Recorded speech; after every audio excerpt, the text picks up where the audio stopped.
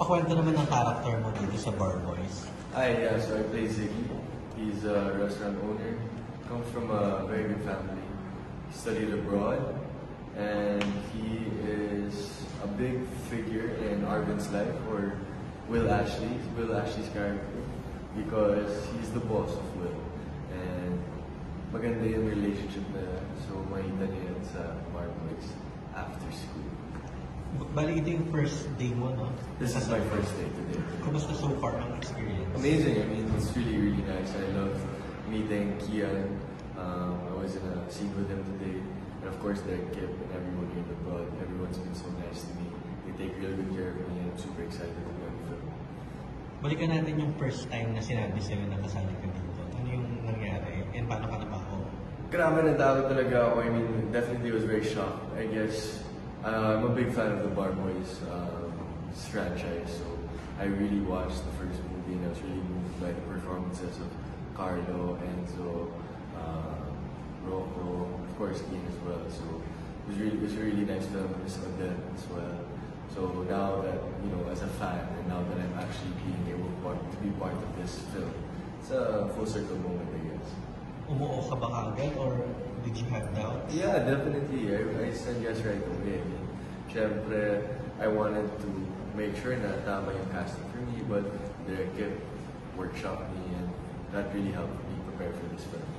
And lumabas din yung photo mo nung announcement na kasali ka with Miss Supra. Oh yes, well, she's an amazing actress. Grabe. Dami ko natutunan from her from that workshop, and I think it was very integral for this role and this movie. Ikaw ba, personally, kumusta ka as an actor right now compared to before? Siyempre, bago ko yung lahat ng mga projects na gawa ko. So, I guess from before, from zero projects, now, medyo may nagawa na po ako. So, yeah, dala-dala ko po lahat ng mga learnings ko from my previous projects in the Bar Boys, and I'm excited to learn even more.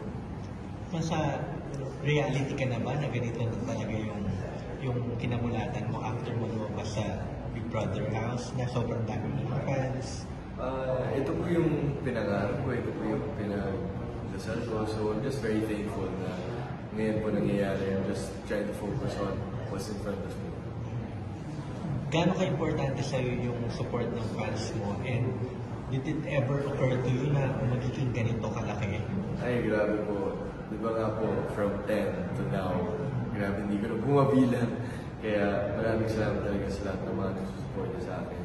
Grabe kayo. I mean, hindi ko po talaga ma-take in lahat ng mga nangyayari, and of course, lahat ng mga support nila. But I love seeing it, you know, from 10 to I can't even count them anymore.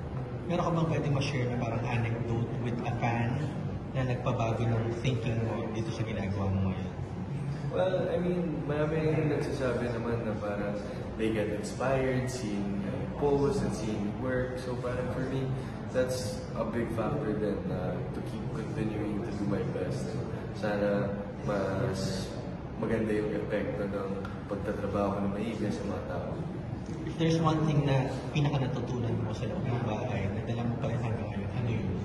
I guess it's to, you know, be a good person talaga. I mean, talagang mas tumibay talaga yung mga values ko na in-engrave sa akin ng family ko. And, you know, share that with people around me. How about yung sa mga issues mo sa sarili mo? Meron ka bang parang kinorek mo after mo ma-realize sa loob? Wala naman po. And kumusta naman yung friendship niyo with Michael kasi super close kayo? Well, it's still good. I mean, you know, that guy's my brother and nothing has changed. Thank you. Kasi di ba parang, doesn't it get overwhelming pag nabas mo? Kasi sabi mo, di ba, hindi ka naman naniwala na madami sa aking followers. When you came out, sobrang nakita mo na yung reality kung ano talaga yung effect ng ibigay sa does it get overwhelming and how do you cope with that? Hindi naman po siya overwhelming. Parang mas nakakagulat, I think. Okay. And for me, it's like, I just accept the love that's given to me. And, you know, I guess, that's it. I'm just so happy to see the love. Parang mas nagagamit ko siya as motivation to do better. Paano ka when you go out in public? Normal lang naman po. Parang wala pa naman po nagbabago. So, you know, I just do my thing if I need to go out. Wala pa naman pong restrictions. Okay. But dito sa Kipoy Banda is known for yung mga films na with social commentaries. Ano mo gusto mo pick up ng audience this, for in this particular film? Kasi di ba parang continuation lang din naman siya ng struggles mo. Yeah. Well, I guess for me, I think, you'll really have to read between the lines here in this movie. There's a lot of hidden messages that I think are very timely. And, But what struck you the most? I guess what struck me the most is I really like the message of this film that, it brings a lot of light to the realities of working students, and for me it's very inspiring, even as a person who's not into law. I get inspiration from the characters, the hard work of Carlo Aquino's character, and now Will Ashley's character is Arvin. So feeling ko marami talagang mapupulot mo. And of course with how Arvin's character interacts with everyone around this environment. First day mo, how was it? Kamusta naman yung first morning? Siyempre may jitters talaga. Siyempre, it's my first time on set with Direct Kib. And of course, maraming mga veterans dito. So, really have to bring my A game, really try to focus. What did Direct Kib say to you? He told me to trust naman the work that we did sa workshop. He told me to trust my instincts. And of course, respect the text. So, that's pretty much it. Just to believe it and enjoy, of course.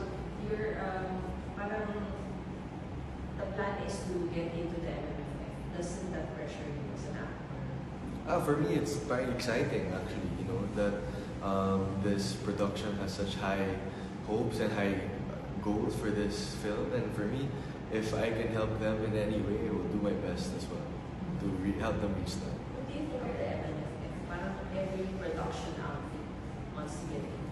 Well, of course, it's one of the most prestigious film festivals here in the Philippines. So, to even be considered as a production, to be part of it is already an achievement in itself. So, yeah, I think it would be amazing if this film gets into it. It would be my first time.